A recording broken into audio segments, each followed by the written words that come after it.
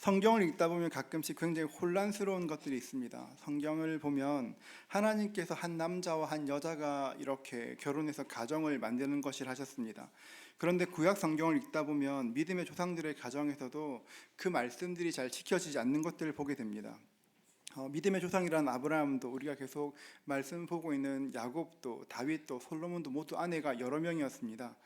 오는 세대에 본이 되어야 할 믿음의 조상들이 이렇게 살면 당연히 주님께서 뭔가 좀 꾸짖는 말씀 하셔야 될 것 같은데, 아무리 읽어도 주님께서 꾸짖지 않으십니다. 좀 이상하지 않으십니까? 하나님께서 이런 일들에 대해서 그렇게 하면 안 돼 말씀하셔야 되는데 말씀하시지 않는 이유가 무엇일까요? 이것은 우리가 성경을 읽는 방식과도 연결되어 있는 것인데요. 성경은 저희가 배고프다고 할 때 고기를 줄 때도 있지만 훨씬 많은 경우에 어떻게 고기를 잡는지를 이야기합니다. 아브라함, 야곱, 다윗, 솔로몬 이뿐 아니라 성경에 여러 명의 아내를 둔 가정들이 있습니다. 여러분, 그 가정들의 공통점이 뭔지 아십니까? 삶이 굉장히 고통스럽습니다. 괴롭습니다. 성경에 아내가 여러 명 있는 가정들을 보면 모두가 다, 단 하나의 예외도 없이 모두가 다 굉장히 고통받습니다. 아브라함의 집이 그랬고 야곱의 집이 그랬습니다.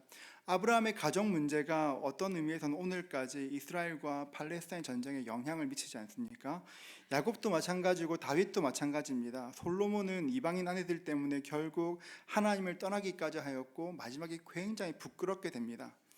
하나님께서는 이런 가정들의 고통받는 삶과 직면케 하셔서 그렇게 살면 안 돼 우리에게 말씀하시는 것입니다. 한 달 전에 전했던 말씀이라 기억이 한 달 한 반 전쯤 했던 말씀이라 기억이 가물가물하시겠지만, 야곱이 아버지와 형님을 속이고 하란으로 도망쳤습니다. 그때 야곱의 나이가 몇 살인지 기억나십니까? 77이었습니다. 77. 그때 계산해 드렸는데요, 여러분. 네, 나이가 꽤 많았습니다. 당시에는 150까지 살았으니까 77이라고 해도 지금 나이와 많이 달랐을 것입니다. 아무리 그런 상황을 감안한다고 해도 77까지 결혼하지 않았던 것은 당시에도 흔한 일은 아니었습니다. 야곱은 하란으로 도망쳤는데 그곳에서 라헬을 만났고 첫눈에 반했습니다. 얼마나 사랑했든지 늘 계산하면서 뭐가 제일 좋을까 늘 따졌던 야곱을 단숨에 순정남으로 만들었습니다. 야곱은 라헬을 위해 7년 동안 일했습니다. 고된 일이었지만 정말 행복했습니다. 가정에 대한 기대가 있었습니다. 늦게 결혼한 만큼 정말 행복할 거야, 가정에 대한 꿈을 꾸었습니다. 그런데 행복해야 할 결혼식 다음 날 아침, 그 꿈은 산산이 깨어집니다. 아침에 눈을 뜨니 레아였습니다. 외삼촌은 한술 더 떠, 일주일 뒤에 내가 라헬을 줄 테니 이번에는 레아를 위해서 7년 동안 더 일하라고 이야기합니다. 야곱은 울며 겨자 먹기로 그 제안을 받아들입니다. 84세 결혼했습니다. 77이었고 7년을 일했으니까 84이 되었습니다. 그런데 일주일 만에 아내가 2명이 되었습니다. 여러분, 여자가 한을 품으면 온yor에도 서리가 내린다는데 두 여자가 한을 품고 싸웠으니까 온yor의 서리가 아니라 그 집안은 1년 내내 빙하기였을 것입니다. 얼마 지나지 않아 야곱이 원한 것도 아닌데 2명의 아내를 또 얻게 되었습니다.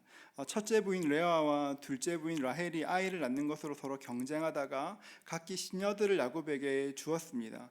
결혼한 지 한 4년 안 됐는데 아내가 4명이 되었습니다. 2명과 살 때도 힘들었는데 4명과 사니까 갑절로 힘들어졌습니다. 그런데 이제는 편을 나눠서 2대2로 팀플을 하며 이렇게 싸우게 되었습니다. 4명의 아내를 통해 순식간에 11명의 아이들이 태어났습니다. 야곱은 목자였습니다. 목자는 굉장히 고된 일입니다. 목초지를 따라 계속 이동해야 합니다. 곰과 늑대 같은 짐승들이 호시탐탐 양들을 노리고 있습니다. 고된 일이기도 하고 위험한 일이기도 했습니다. 창세기 31장 40절을 보십시오. 내가 이와 같이 낮에는 더위와 밤에는 추위를 무릅쓰고 눈붙일 겨를도 없이 지냈나이다. 내가 낮에는 더위와 싸워야 했고, 굉장히 더우니까요, 더위와 싸워야 했고, 밤에는 추위를 무릅쓰고 양들을 지켜야 했습니다. 제대로 눈붙일 겨를도 없었습니다.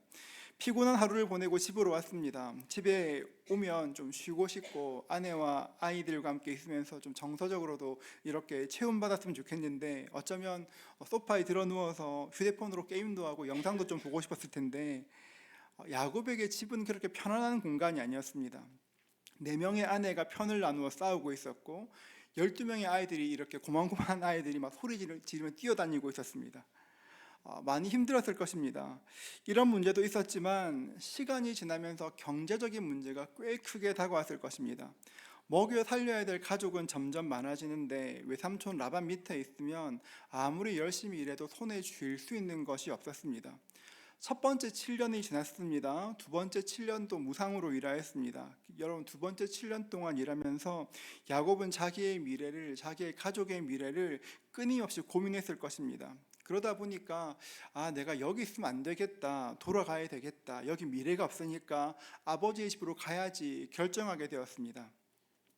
레아를 위해 일했던 두 번째 7년도 끝났습니다. 25절과 26절을 보십시오. 라헬이 요셉을 낳았을 때에 야곱이 라반에게 이르되 나를 보내어 내 고향 나의 땅으로 가게 하시되 내가 외삼촌에게서 일하고 얻은 처자를 내게 주시어 나로 가게 하소서. 내가 외삼촌에게 한 일은 외삼촌이 아시나이다. 외삼촌, 내가 지난 14년 동안 진짜 열심히 일하지 않았습니까? 이제 제가 아이들과 함께 고향으로 가려고 합니다. 도와주십시오. 부탁했습니다.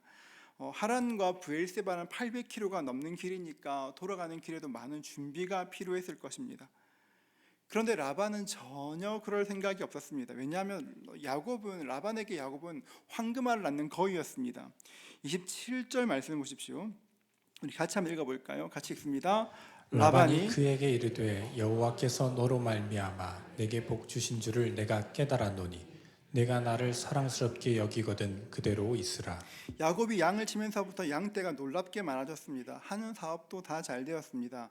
라반은 하나님께서 야곱 때문에 복을 주신다는 것을 알고 있었습니다. 야곱 때문에 복이 임하는구나. 라반은 야곱 때문에 복이 많은 것을 알고 있었습니다. 저는 이 은혜가 우리 성도님들께도 임할 수 있기를 축복합니다. 우리가 어디를 가든지 우리 때문에 우리가 있는 곳에 복이 임하고 무엇보다 사람들이 우리 때문에 잘 되는 것 알 수 있기를 주의 이름으로 축복합니다. 꼭 그랬으면 좋겠습니다. 야곱 때문에 하나님께서 복 주신다 생각했으니까 어떻게 야곱을 떠나보낼 수가 있겠습니까? 우리도 어떤 직원 때문에 사업장이 잘 되면 그 사람 붙잡고 싶지 않습니까? 꼭 같습니다.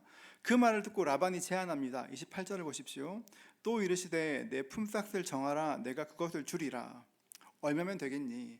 임금 협상하자고 이렇게 이야기하는 것입니다.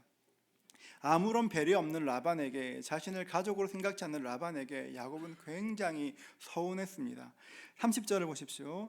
내가 오기 전에는 외삼촌의 소유가 적더니 번성하여 때를 이루었으니 내 발이 이르는 곳마다 여호와께서 외삼촌에게 복을 주셨나이다. 그러나 나는 언제 내 집을 세우리이까? 내가 오기 전에는 외삼촌의 소유가 적었는데 지금은 때를 이루었고 내 발이 이르는 곳마다 하나님께서 외삼촌에게 복을 주셨다고 이야기합니다.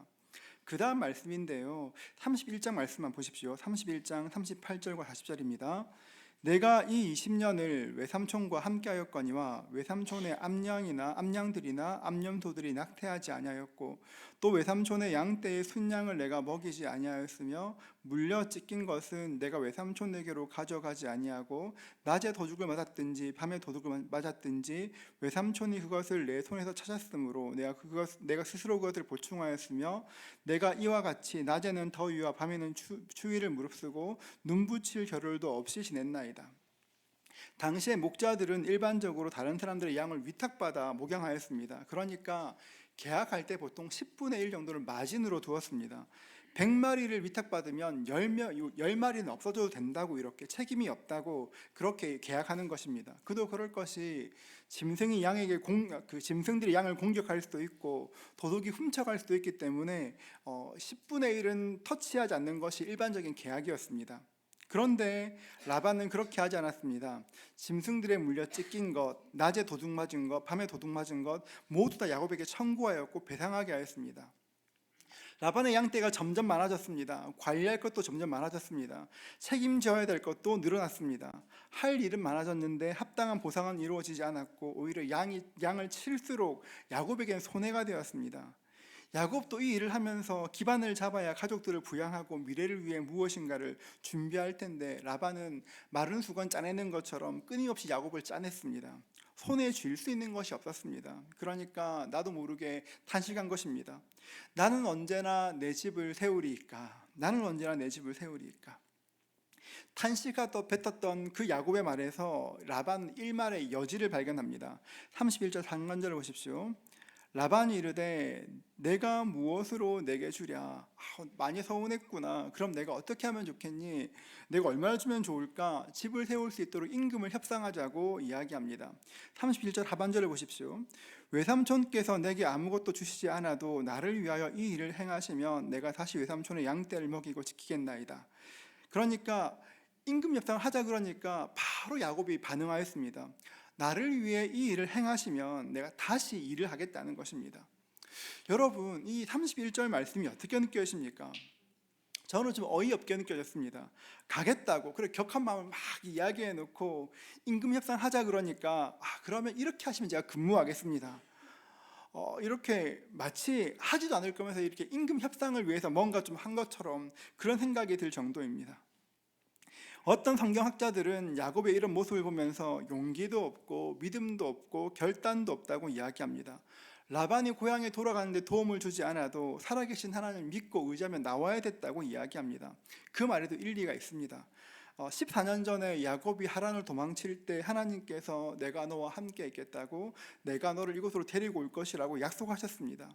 만약 하나님을 믿고 떠났다면 하나님이 반드시 돌아가게 하셨을 것입니다. 그런데 야곱은 결단하지 못했습니다. 다시금 임금을 협상하고 거기에 눌러 앉았습니다. 왜 그랬을까요? 왜 그랬을까요? 제가 이 말씀을 31절 말씀을 굉장히 오랫동안 묵상했습니다. 왜 그랬을까?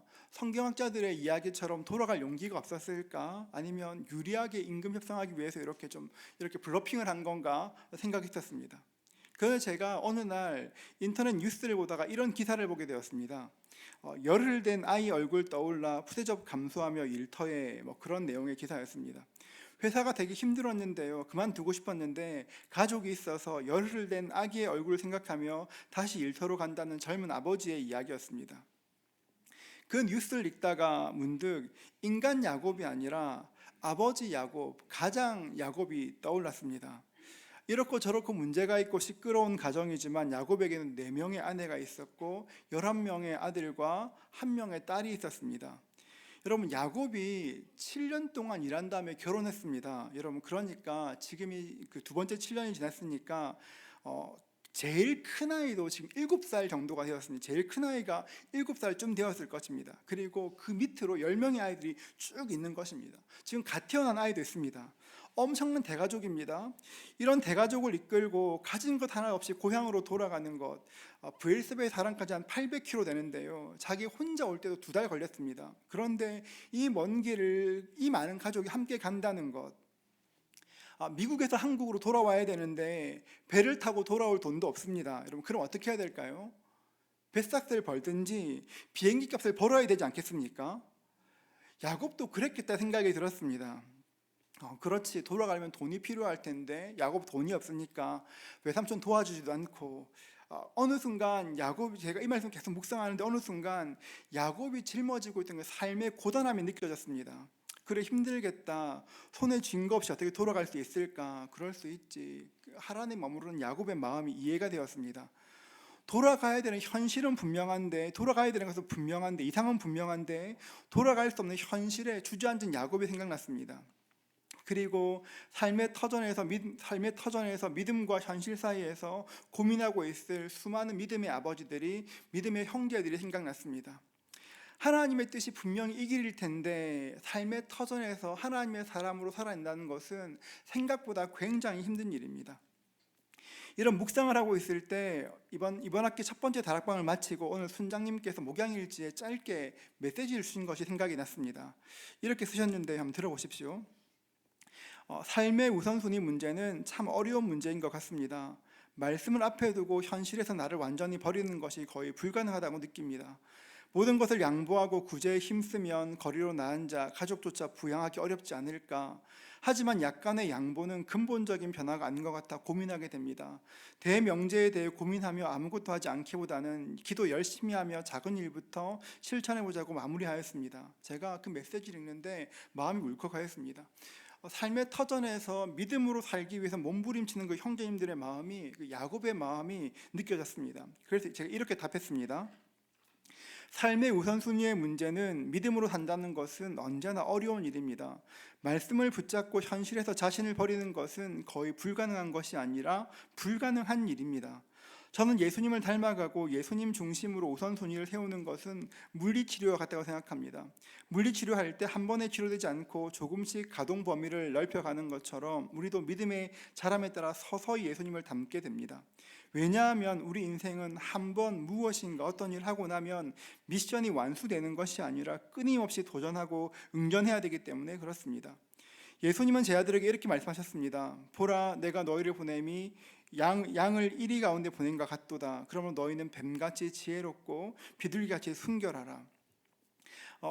뱀같이 지혜롭고 비둘기처럼 순결하기를, 매일의 삶을 통해 하나님께 우선순위 되는 그 은혜가 있기를 기도합니다. 이렇게 형제들 축복하는 마음을 담아 이렇게 답했습니다. 여러분, 메일에서 답했던 것처럼 삶의 터전에서 예수님을 우선순위로 한다는 것은, 믿음으로 산다는 것은 물리치료하는 것과 굉장히 비슷합니다. 물리치료 한번 한다고 안 되는 동작이 금방 되는 것이 아니지 않습니까? 꾸준히 치료받으면서 서서히 범위가 넓어지고 회복되는 것처럼 똑같은 것입니다. 하란에 머물기로 한 야곱에게 우유부단하다, 믿음이 없다 말하기보다는 오히려 하란을 떠나기로 결심했던 그 결심 자체에 의미를 부여해야 합니다. 그 결심을 높게 평가해야 되는 것입니다. 현실적인 상황 앞에 어쩔 수 없이 하란에 남았지만 이미 야곱의 마음에는 새 소망이 생겼습니다. 하란에 사는 동안 그동안 하나님의 약속을 거의 다 잃어버렸습니다. 내가 원하는 것을 얻기 위해서 애쓰고 노력하며 살았습니다. 그래서 고통스러운 삶을 살았고 복잡한 삶을 살아야 됐지만 야곱은 어느새 믿음으로 사는 것을 고민하는 사람이 되었습니다.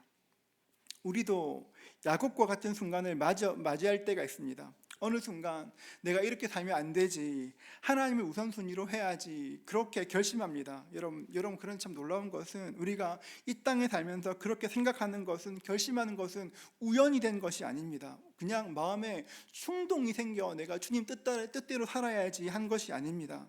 하나님의 뜻대로 살겠다는 것은 우리의 본성과 어긋나는 것입니다. 우리가 그런 생각했을 리가 없습니다. 하나님께서 은혜를 주셨기 때문에 성령께서 감동하셔서 그 마음에 그 일이 일어난 것입니다. 내가 믿음으로 살겠다 결단하였습니다. 그런데 여러분, 내 삶에는 좀처럼 변화가 없을 수도 있습니다. 마음처럼 선한 결심으로 사는 것은 정말 힘든 일입니다. 그럴 때마다, 결심할 때마다 야곱처럼 갑갑한 현실을 마주할 때도 있습니다. 그 현실 앞에 넘어지면 실망합니다. 나 원래 그런 사람인가 봐. 아무리 결심해도 나는 안 돼. 그럴 수도 있습니다. 그런데 여러분, 우리가 오늘 말씀에 기록된 야곱의 결정을 비난할 수 없는 것처럼 우리의 약함과 쓰러짐에 대해서도 그렇게 비난하면 안 됩니다. 비록 내가 실천하지 못했지만 돌아갈 결심을 한 것, 그 결심 자체를 하나님은 기뻐하셨습니다. 그 결심들은 아무 의미가 없는 것이 아니라 믿음의 과정입니다. 그런 과정들 하나하나를 거쳐 발전하게 되는 것입니다. 야곱은 이렇게 주저앉아 다시금 6년의 시간을 보내게 됩니다. 굉장히 무의미한 시간처럼 보입니다. 여러분, 그런데 결국 야곱은 떠날 결심을 하고 하란을 떠나게 됩니다. 여러분, 그런데 그 결심을 하고 그 뜻이 이루어질 때까지 하나님은 계속 야곱을 기다려 주십니다. 그리고 떠나야 될 가장 좋은 그때에 강권하시고 야곱을 인도하십니다. 31장 3절 말씀 우리 같이 읽겠습니다. 함께 읽습니다. 여호와께서 야곱에게 이르시되 네 조상의 땅 네 족속에게로 돌아가라. 내가 너와 함께 있으리라 하신지라. 하나님께서 야곱을 결국 이끌어내시고 돌아가게 하셨습니다. 돌아가라, 내가 너와 함께 있을 것이라. 정말 필요한 순간에 나갈 수 있게 만들어 주십니다. 우리도 마찬가지입니다. 지금 하나님을 주인으로 모신 삶을 단번에 살아낼 수 없다고 해도, 내가 예수 믿는 사람답게 살지 못한다고 해도 그 결심들을 가지고 있으면 그 결심을 귀하게 보신 하나님께서 그 결심들을 이루어 가실 것입니다. 하루하루 작은 믿음으로 살다 보면 하나님이 이끌어내시고 하나님께서 우리를 거룩하게 만들어 가시는 것입니다. 빌립보서 1장 6절 말씀도 우리 같이 한번 읽어볼까요? 함께 읽습니다. 너희 안에서 착한 일을 시작하신 이가 그리스도 예수의 날까지 이루실 줄을 우리는 확신하노라. 우리 안에서 착한 일을 시작하신 이가 그리스도 예수의 날까지 이루실 줄을 우리는 확신하노라. 여러분, 우리 안에 선한 마음을 품고 내가 예수 믿는 사람답게 살아야지 결정하면 지금 당장은 살아낼 수 없을지 모르나 주님께서 결국은 살게 하실 것입니다. 왜냐하면 착한 일은 내가 하는 것이 아니라 주님이 이루시는 일이기 때문에 그렇습니다. 품삯을 정하라는 라반의 말에 야곱이 이렇게 답하였습니다. 32절을 보십시오.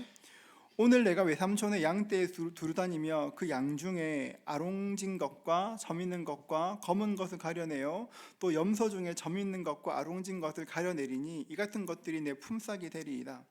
외삼촌, 오늘 내가 양떼를 다니면서 몸에 줄이 있는 것이나 얼룩덜룩한 것을 골라낼 테니까 그것들을 제 품삯으로 주십시오 이야기했습니다. 34절 보십시오. 라반이 이르되 내가 내 말대로 하리라. 오케이, 그렇게 하자 얘기했습니다. 그런데 계약한 그날 사건이 일어납니다. 35절 보십시오. 그날에 그가, 여기서 그는 야곱이 아니라 라반입니다. 그날에 그가 수염소 중 얼룩무늬 있는 것과 점 있는 것을 가리고 암염소 중 흰바탕에 아롱진 것과 점 있는 것을 가리고 양 중에 검은 것들을 가려 자기 아들들의 손에 맡기고, 그날에 야곱과 계약한 그날에 라반은 먼저 이렇게 얼룩무늬 있는 것들을 다 구분하였습니다. 야곱이 뭔가 움직이기 전에 먼저 움직였습니다. 그리고 구분해서 아들들의 손에 맡겼습니다. 야곱이 제안했던 얼룩덜룩한 양이 나올 수 없도록 원천적으로 봉쇄한 것입니다. 이제 야곱은 새끼를 낳아도 얼룩덜룩한 것을 기대할 수 없게 되었습니다. 세상의 약속이 그렇습니다. 세상이 이렇게 다 해줄 것 같고 다 도와줄 것 같지만 여러분, 결정적인 순간에 그렇지 않습니다. 36절을 보십시오. 자기와 야곱의 사이를 사흘 길이 뜨게 하였고 야곱은 라반의 남은 양떼를 치니라. 여러분 생각해 보십시오. 방금 전에 임금 협상을 하였습니다. 내가 줄게 했는데 그 순간 이미 다 챙겨 도망갔습니다. 제대로 값을 줄 생각이 전혀 없습니다. 일말의 여주도 주지 않겠다는 것입니다. 여러분이 야곱이라면 이 일을 당하면 어떤 마음 드시겠습니까? 분노하지 않겠습니까? 정말 화가 났을 것입니다. 따지고 싶었을 것입니다. 그런데 야곱의 반응이 굉장히 놀랍습니다. 야곱은 라반의 남은 양떼를 치니라. 지금 이렇게 야곱은 자기의 억울함을 호소하지도 않고 분노하지도 않고 그냥 라반의 양떼를 칩니다. 아무 일도 없는 것처럼 양떼를 칩니다. 여러분, 어떻게 이럴 수 있었을까요? 원래 야곱은 그런 사람 아닌데 어떻게 이럴 수 있었을까요? 여러분, 야곱의 집에 일어났던 영적인 변화 때문에 그렇습니다. 우리가 지난주에 레아와 라헬의 이야기를 나누었었는데요. 레아는 남편을 사랑했지만 남편의 사랑만 원해서는 나에게 참된 만족이 없다는 것을 알았습니다. 그때부터 라헬과의 경쟁에서 벗어나 참된 만족이신 하나님을 소원하기 시작하였습니다. 이제까지 가져야 만족한다는 야곱의 집에서 그 구도에서 벗어난 사람이 생겼습니다. 레아는 여전히 남편을 원했지만 더욱더 하나님을 바라보았습니다. 그것이 레아의 삶을 완전히 바꾸었습니다. 삶에 안정감이 생겼고 영적인 무게가 생겼습니다. 레아가 변한 것처럼 야곱도 조금씩 변하기 시작했습니다. 자신을 고향으로 돌아가게 하는 것은 라반이 아니라 하나님이라는 것을 알게 되었습니다. 내 삶을 책임지는 것은 내 고용주가 내 삶을 책임지는 것이 아니라 하나님이 내 삶을 책임지신다는 것을 알게 되었습니다. 그랬더니만 삶의 반응도 바뀌었습니다. 여전히 실수하고 넘어지지만 하나님께서 이 일 가운데 개입하시기를 기다리게 되었습니다. 여러분, 하나님을 기다린다는 것이, 기대한다는 것이 그저 손만 놓고 기도하는 것을 뜻하는 것이 아닙니다. 여러분, 야곱은 지금 자신이 할 수 있는 일을 하기 시작합니다. 30장 37절부터 39절을 보십시오. 야곱이 버주나무와 살구나무와 신풍나무의 푸른 가지를 가져다가 그것을 껍질을 벗겨 흰 무늬를 내고 흰 무늬를 내었습니다. 그 껍질 벗긴 가지를 양떼가 와서 먹는 개천의 물 구유에 세워 양떼를 향하게 하매 그떼가 물을 먹으러 올 때 새끼를 베니 가지 앞에서 새끼를 뱀으로 얼룩덜룩한 것과 점이 있고 아롱진 것을 낳은지라. 그러니까 버드나무와 살구나무와 신풍나무는 플라타너스를 말하는 것인데요, 가지가 까맣습니다. 까만 가지를 벗겨다가 이렇게 흰 살이 나오게 하였습니다. 그리고 그 가축대가 개천에 와서 물을 마시러 올 때 그거 보도록 이렇게 까맣고 얼룩덜룩한 가지를 보도록 구유에 물을 세운 것입니다. 하필 거기서 새끼를 베었는데 이제 양들이 얼룩덜룩한 것들을 낳기 시작하였습니다. 41절과 2절 보십시오. 같이 읽어볼까요? 같이 읽습니다. 튼튼한 양이 새끼 뵐 때에는 야곱이 개천에다가 양떼의 눈앞에 그 가지를 두어 양이 그 가지 곁에서 새끼를 베게 하고, 약한 양이면 그 가지를 두지 아니하니 그렇게 함으로 약한 것은 라반의 것이 되고 튼튼한 것은 야곱의 것이 된지라. 튼튼한 양이 새끼를 뵐 때는 그 얼룩덜룩한 가지를 보게 하였고, 그래서 새끼를 낳아서 튼튼한 양이 되었고, 약한 양은 그대로 두었습니다. 결국 약한 것은 라반의 것이 되었고 튼튼한 것은 야곱의 것이 되었습니다. 여러분, 이 말씀은 어떻게 생각하십니까? 가능한 일일까요? 동화 같은 얘기 아닙니까? 얼룩덜룩한 것을 보고 이렇게 양들이 얼룩덜룩해지면 모든 임산부들은 여러분 차은우의 사진을 보거나 여러분 옛날 장동건 사진을 보게 될 것입니다. 아무리 차은우를 봐도 나오지 않습니다, 여러분. 많은 사람들이 이 실험을 과학적으로 증명하기 위해서 진짜 노력 많이 했습니다. 실제로 같은 환경을 만들어서 실험하기도 하였고, 근세에는 유전적으로 가능한 것인지 연구하기도 했습니다. 아무리 실험해도 같은 결론은 얻지 못하였고, 유전적으로 연구했지만 이런 결과가 나오는 것은 불가능하다 결론지었습니다. 많은 사람들이 이 이야기를 읽으며 말도 안 된다고 생각합니다. 그냥 이거 말도 안 되지, 동화지 이야기합니다. 여러분, 진짜 말도 안 되는 일이 맞고 과학적인 것도 아닙니다. 여러분, 그런데 그 일을 굳이 성경에 기록해 놓은 이유는 뭘까요? 과학적이지도 않고 말도 안 되는 얘기인데 왜 성경에 기록해 놓았을까요? 야곱에게 이런 일이 경험된 이유가 무엇일까요? 43절을 보시면, 이에 그 사람이 매우 번창하여 양떼와 노비와 낙타와 나귀가 많았더라. 야곱이 번창했을 때 노비와 낙타가 많아진 이유가 뭘까요? 여러분, 야곱이 어떤 비결이 있어서 독특한 방법이 있어서 된 것이 아닙니다. 야곱이 어떤 일을 잘해서 그 가지를 보고 새끼를 놓은 것이 아니라 하나님께서 그 가운데 개입하셨기 때문에 그 일이 일어난 것입니다. 믿음으로 살려고 하는 내 삶의 주인은 라반이 아니라 하나님이시다 인정하고 애썼더니만 하나님이 특별한 기적을 일으켜 주신 것입니다. 마치 출애굽 때 홍해가 갈라져서 백성들이 바다를 건넜던 것처럼, 광야를 방황할 때 만나를 내리신 것처럼, 견고한 여리고성을 돌 때 그 성이 무너졌던 것처럼 하나님의 특별한 기적이 일어난 것입니다. 하나님을 의지할 때, 하나님을 주인 삼을 때 안 되는 것들이 가능해진다, 기적이 있다, 그것을 보이기 위해서 우리에게 말씀하시는 것입니다. 여러분의 삶은 어떠십니까? 여러분의 삶에는 어떤 기적들이 있으셨습니까? 생각해보면 내 삶에 그런 기적 한두 가지 있지 않았습니까? 여러분, 그런데 놀라운 것은 그 은혜를, 그 기적을 진짜 빨리 잊어버립니다. 하나님께서는 언제나 우리 삶에 가장 필요한 데 기적을 일으켜 오셨습니다. 하나님이 이렇게 말씀하신 이유가 무엇입니까? 베델에서 너를 지키겠다, 그 말씀하신 그 하나님이 그 약속을 지켜나가시는 것입니다. 우리가 사는 곳에, 우리가 일하는 곳에 수많은 라반이 있습니다. 가끔은 라반 하나만 있는 것이 아니라 김라반, 이라반, 장라반 이렇게 되게 많습니다. 우리를 괴롭히는 라반이 지천에 있습니다. 그런 세상에서 손해보기도 하고 억울하기도 하고 속상한 일을 당하기도 합니다. 답답한 상황을 만나면 세상에서 버려진 것 같은 마음이 들기도 합니다. 여러분, 그러나 기억해야 될 것은 라반이 우리 삶을 어떻게 할 수 없다는 것입니다. 아무리 우리를 괴롭히고 넘어뜨리려고 해도 우리 삶은 누가 주관하십니까? 누가 하세요? 믿으십시오, 여러분. 하나님이 주관하십니다. 여러분, 라반이 우리를 망하게 하는 것이 아니라 하나님을 바라보지 못해 망하는 것이지 라반 때문에 망하지 않습니다. 우리에게는 하나님이 계십니다. 아버지에게, 야곱에게, 라헬에게 멸시받던 레아를 하나님이 보셨던 것처럼 야곱과 라반 사이에 일어난 그 모든 일들도 하나님이 보고 계셨습니다. 그래서 하나님께서 이렇게 야곱의 인생에 찾아오셨습니다. 창세기 31장 9절에 이렇게 말하는데요, 하나님이 이같이 그대들의 아버지의 가축을 빼앗아 내게 주셨느니라. 하나님이 그 인생에 개입해 주신 것입니다. 저는 이 은혜가 우리 모든 성도들에게 임할 수 있기를 주의 이름으로 축복합니다. 뛰는 야곱 위에 나는 라반이 있었습니다. 야곱은 열심히 뛰었지만 나는 라반이 있었습니다. 그런데 여러분, 그 둘을 보고 계신 하나님이 계셨습니다. 우리 인생은 하나님의 손에 있습니다. 라반을 만날 때 하나님 너무 멀리 계신 것만 같습니다.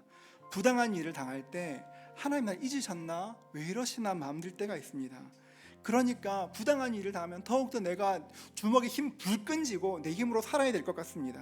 그런데 주님께서 어떻게 말씀하시냐면 시편 127편 우리 1절과 2절 같이 한번 보도록 하겠습니다. 같이 읽습니다. 여호와께서 집을 세우지 아니하시면 세우는 자의 수고가 헛되며 여호와께서 성을 지키지 아니하시면 파수꾼의 깨어 있음이 헛되도다. 너희가 일찍이 일어나고 늦게 누우며 수고의 떡을 먹음이 헛되도다. 하나님께서 그의 사랑하시는 자에게는 잠을 주시는도다. 하나님께서 세우시지 않은 집은, 하나님이 지키지 않는 성은, 하나님이 함께하신 수고는 다 헛된 것입니다. 여러분, 라반 때문에 어려움을 겪고 계십니까? 하나님을 바라보십시오. 라반 때문에 어려움을 겪을 때 하나님을 보아야 합니다. 고린도후서 4장 8절과 9절 말씀도 같이 읽도록 하겠습니다. 함께 읽습니다. 우리가 사방으로 우겨쌈을 당하여도 쌓이지 아니하며 답답한 일을 당하여도 낙심하지 아니하며 박해를 받아도 버림받지 아니하며 거꾸러뜨림을 당하여도 망하지 아니하고. 여러분, 생각지 못한 어려운 일이 생기셨습니까? 당황스럽고 아무것도 손에 잡히지 않으십니까? 야곱이 얼룩덜룩한 양을 가지겠다고 했더니만 그 양 자체를 없애버렸던, 내가 잡았다 생각했는데 빼앗긴 것들이 있으십니까? 여러분, 그래서 우리가 더욱더 하나님을 바라보아야 합니다. 하나님께서 내 인생을 주관하심을 알고 지금 내가 해야 될 일들을 묵묵히 하십시오. 야곱이 그랬던 것처럼 자신의 상식에서 가장 할 수 있었던 것들, 그 껍질을 벗기고 양에게 물을 먹였던 것처럼 내가 최선을 다하면 그 다음은 하나님이 도와주실 것입니다. 저는 우리의 모든 삶에 하나님의 개입하신 애가 경험될 수 있기를 주의 이름으로 축복합니다. 여러분, 하나님을 바라보셔야 망하지 않습니다. 하나님만 볼 수 있기를 주의 이름으로 축복합니다. 함께 찬양하겠습니다.